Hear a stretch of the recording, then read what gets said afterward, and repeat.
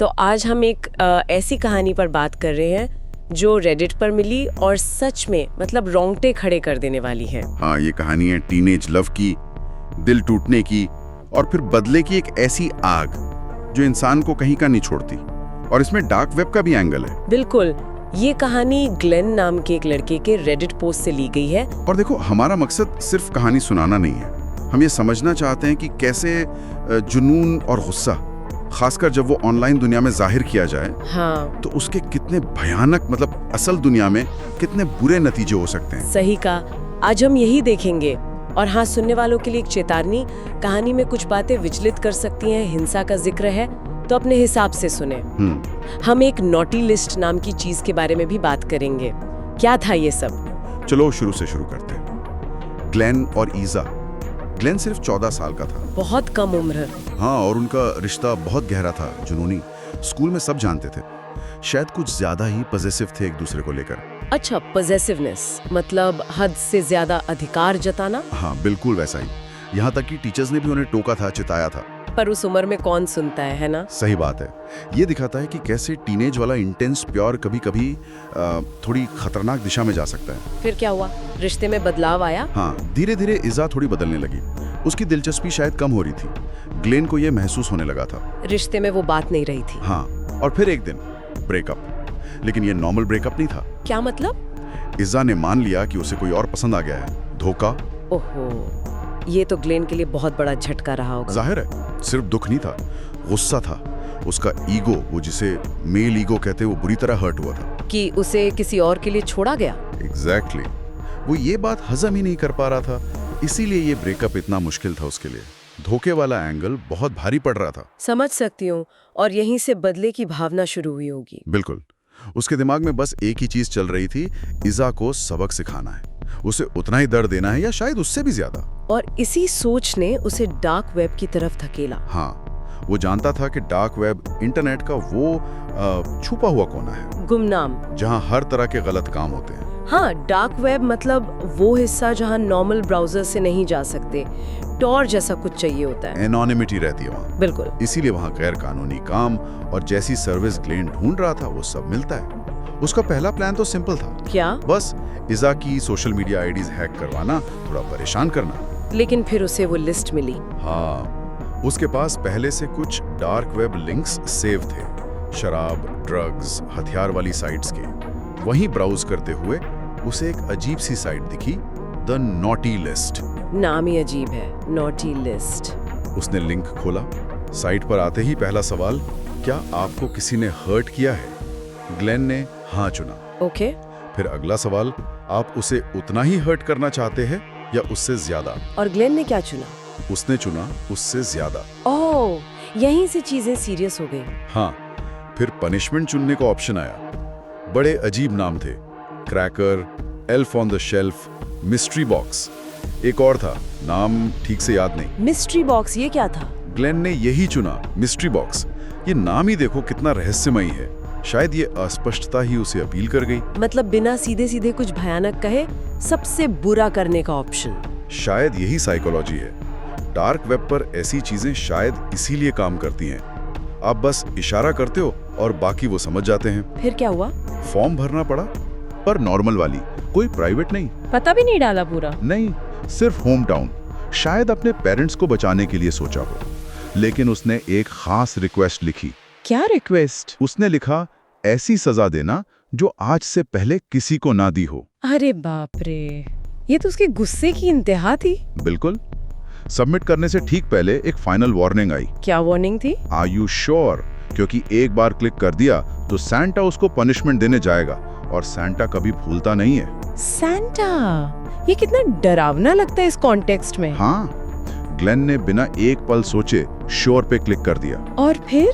Click करते ही site गायब, vanish, link dead हो गया।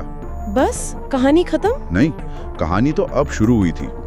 ग्लेन को शुरू में एक अजीब सी शैतानी खुशी हुई। वो इंतजार करने लगा कि कब ईजा को तकलीफ होगी। बदला पूरा होने का इंतजार। हाँ, लेकिन अगले दिन स्कूल में ईजा बिल्कुल नॉर्मल थी, खुश दिख रही थी। ग्लेन को निराशा हुई होगी। बहुत। उसने सोशल मीडिया चेक किया, कुछ नहीं।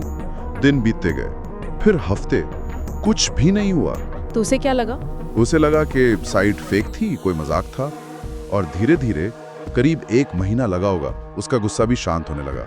मतलब वो भूलने लगा? हाँ, उसने मन ही मन सोच लिया कि चलो सजा तो दे दी, भले वो फेक निकली, अब मूव ऑन करते हैं। उसने जाने दिया उस बात को। ये दिखाता है कि गुस्सा ठंडा हो जाता है, लेकिन वो डार्क वेब वाला क्लिक, वो अपना असर दिखाने वाला था। ग्लेन को अंदाजा भी नहीं था।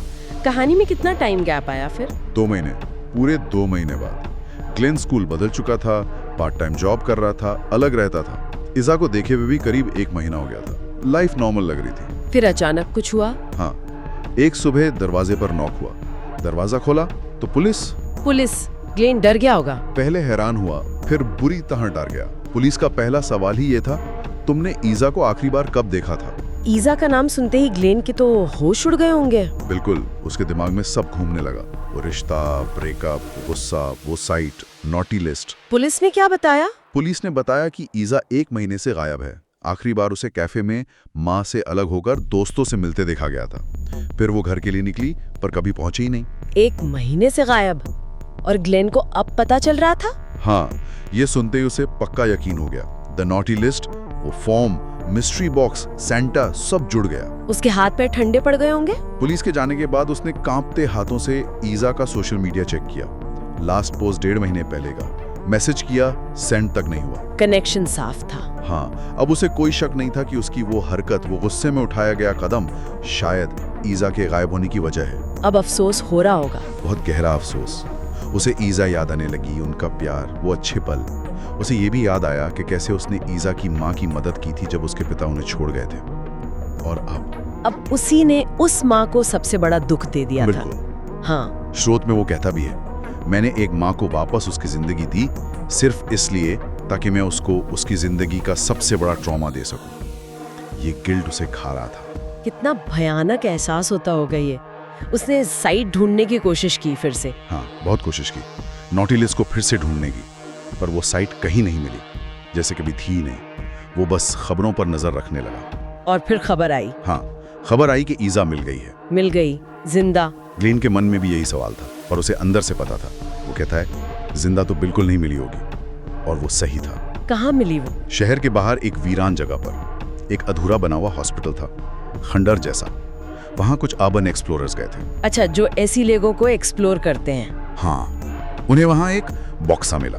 बहुत बुरी बदबू आ रही थी उसमें से। वही मिस्ट्री बॉक्स शायद। स्रोत बताता है कि एक एक्सप्लोरर तो बदबू से ही बेहोश हो गया। पुलिस आई, उन्होंने बक्सा खोला, और 2 पुलिस वाले उल्टी करने लगे उसे देखकर। ओह गॉड। ग्लेन भी जाया था वहाँ। हाँ? खबर सुनकर वो भी भागा गया।